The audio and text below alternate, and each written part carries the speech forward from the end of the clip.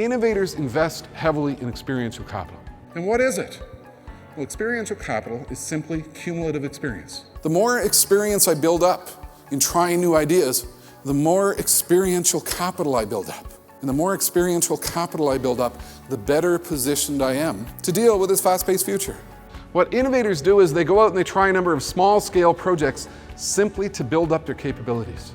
How do you deal with the fact that there's so many things which are occurring which can impact you? There's so many ideas out there. There's so many new fast ideas which are emerging, resulting in new opportunities to do something different. There's so much going on. There's so much going on so fast. It's absolutely mind-boggling in the scope, and all of us can sit back and go, my God, where do I start? The challenge with innovation is organizations, they sit back and say, well, what's the magic formula? What do we need to do to get through this innovation challenge?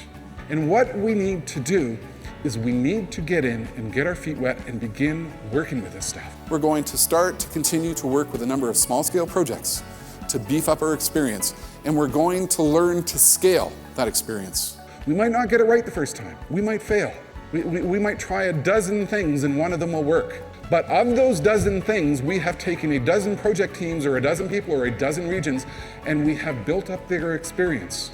And the more they develop experience in areas in which they don't know anything, the more experience they build up. The more experience they build up, the more experiential capital they build up. The more experiential capital they build up, the better positioned they are to deal with the future.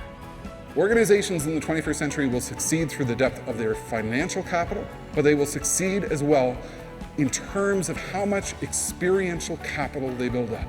The more we build up experience throughout the organization, the deeper our well of experiential capital. The more experiential capital that we have, the better positioned we are to deal with fast-paced change in the future. You have to think that what will take you forward in the future will be your available financial capital, but also the accumulated experience that you build up.